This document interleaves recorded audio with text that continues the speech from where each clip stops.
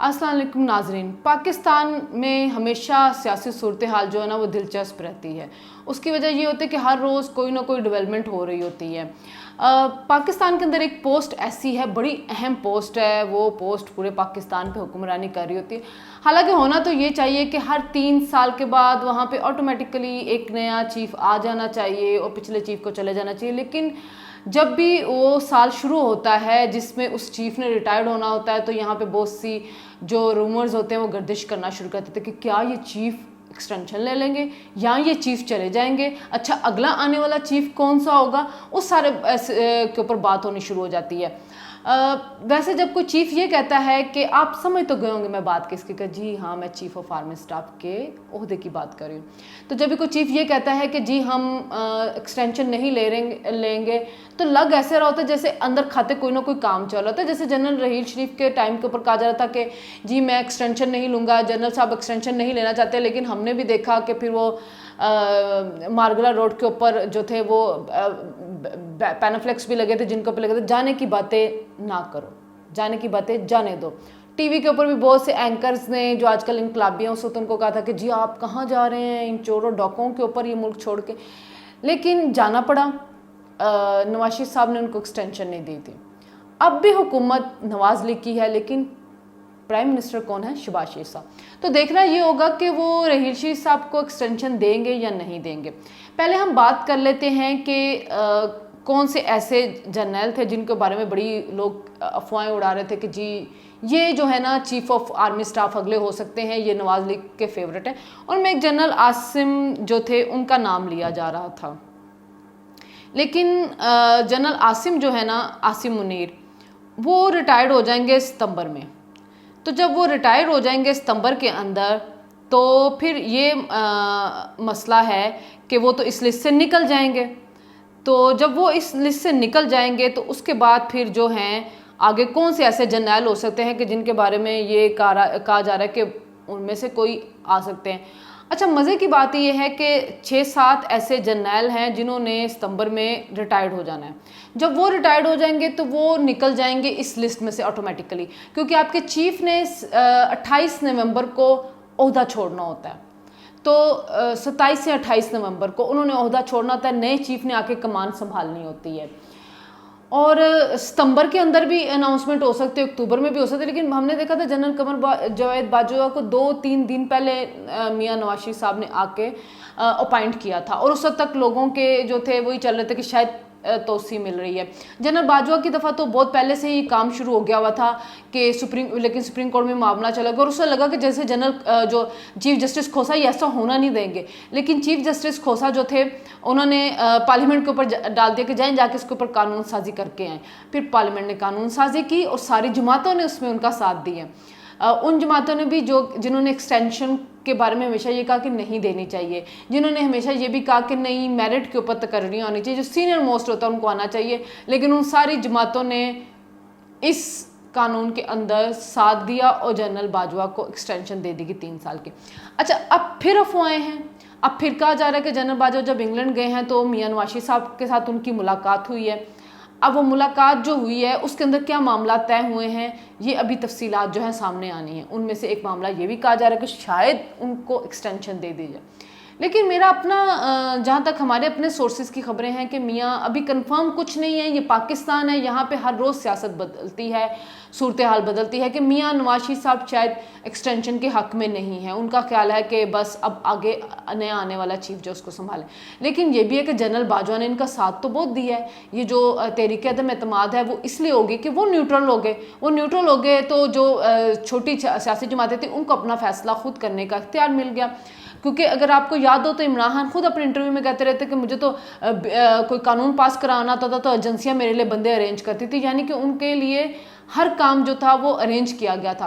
फिर उन्होंने कहा कि नहीं जी अब हमने आइन और कानून के मुताबिक चलना है, हमारा सियासत में कोई रोल नहीं है। तो वो सियासत से अलग हो गया, जिस पे इमरान खान साहब ने फिर और न्यूट्रल के बारे में ये भी कहा कि वो तो जानवर होता है, आप हक और बात है, वो हमेशा अपने आप को हक पे समझते हैं ना।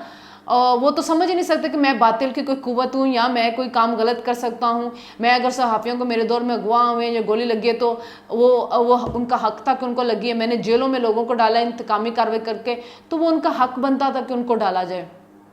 तो इसी तरह वो एक हक की कुव्वत है और उस हक की कुव्वत के अगेंस्ट जो होता है वो बातिल हो जाता है। तो वो हक पे है चूंकि, तो उनका साथ देना बहुत ज़रूरी था जनरल बाजवा के लिए।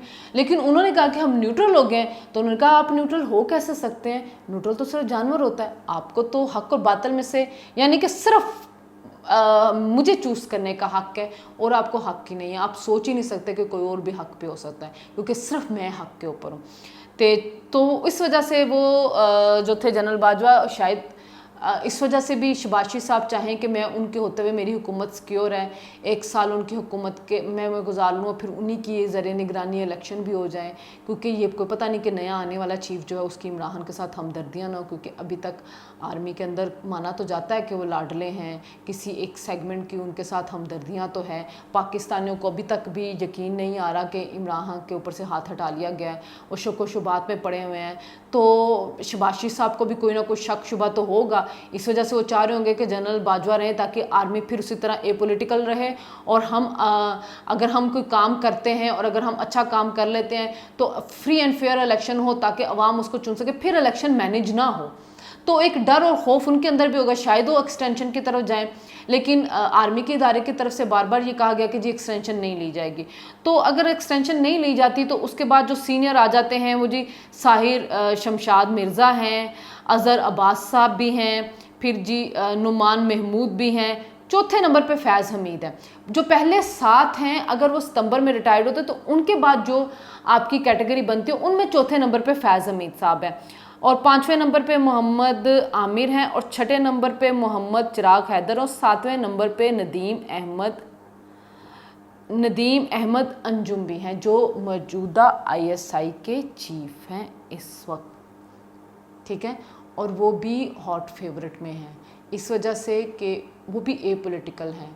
जब से वो उनको इमरान लाना नहीं चाह रहे थे ISI के चीफ, लेकिन जब से वो आए हैं उन्होंने सियासत के अंदर अमलदारी जारदारी जो ख़त्म की है, उसी की वजह से कुछ सहाफ़ियों ने फिर अपने आप को सहाफ़ी यतीम समझना शुरू कर दिया था, और अब उनको मुल्क से भागना भी पड़ा है, क्योंकि वो आदी हो चुके हुए थे ना जनरल गफूर के। तो जनरल नदीम जो नदीम आए, अंजुम आए, तो वो सियासी तौर पे ज़रा मुख्तलिफ इंसान थे और वो प्रोफेशनल सोल्जर थे, तो उस वजह से उन्होंने सियासत में अमलदारी ख़त्म की, और जिसका मैंने नतीजा फिर देखा भी कि तहरीक अदम एतमाद जो थी वो पास हो गई। लेकिन अभी भी जुडिशरी के अंदर, आर्मी के कुछ सेगमेंट के अंदर इमरान खान के लिए हमदर्दियाँ तो है, क्योंकि जाहिर है आपने एक इतना बड़ा जो उसको मसीहा बना दिया था, इमेज बिल्ड कर दिया था, तो फैमिलियाँ नहीं मान रही अभी तक उनकी, वो मान नहीं सकती कि इमरान ने कोई करप्शन किया या इमरान कुछ गड़बड़ भी कर सकते हैं। अभी तोशाहाना का भी आपके सामने आ रहा है कि 200 के करीब तोहफे थे, जिनमें से कुछ के पैसे दिए हैं जनाब ने, कुछ के पैसे ही नहीं दिए हैं, वो फ्री में ही उठा के ले गए। लेकिन चूंकि वो सादिक अमीन है तो उनको सजता भी है, वो कुछ भी कर सकते हैं ना, क्योंकि सादिक अमीन का हमने उनको वो दे दिया है ना, हाईएस्ट हमारी जो जुडिशरी है उनकी तरफ से, तो वो कुछ भी कर सकते हैं। वो तो इस पूरे मुल्क को भी बेच देंगे, तो उनका हक बनता है, क्योंकि वो तो सादिक अमीन है। तो अब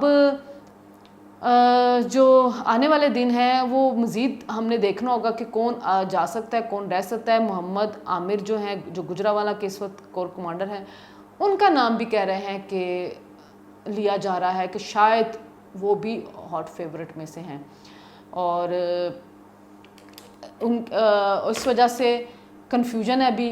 और फैज़ हमीद साहब को आप देख लें कि उनका तबादला अचानक ही पेशावर से भावलपुर कर दिया गया है। पेशावर बड़ी अहम कोर है इस वक्त, जो वहाँ पे तालिबान के साथ मामलात चल रहे थे वो अब कुछ ख़राब भी होना शुरू हो गए हैं। तालिबान की चेक पोस्ट जो हैं वो पाकिस्तान के अंदर बननी शुरू हो गए हैं। मुबैना तौर पे ये कहा जा रहा है कि वो पाकिस्तान के अंदर फिर घुस आए हैं, हालात ख़राब हो रहे हैं ये। और इमरान का आपने जब बयान देखा था, जब उन्होंने कहा था कि जी हम तो इनके भाई हैं, हम तो इनके साथ हैं, ये हमारे खिलाफ तो कुछ नहीं कर सकते, तो ये जो सवात में आए हैं और हमारे लोगों को नुकसान रहे, तो ये हमारे खिलाफ एक साजिश है। तो उन्होंने एक चार्जशीट बना रहे थे वो, और कितने अफसोस की बात है जब वो ये कहते हैं कि हमारे खिलाफ कुछ नहीं कर सकते, दूसरों के खिलाफ आप जो कुछ मर्जी करें।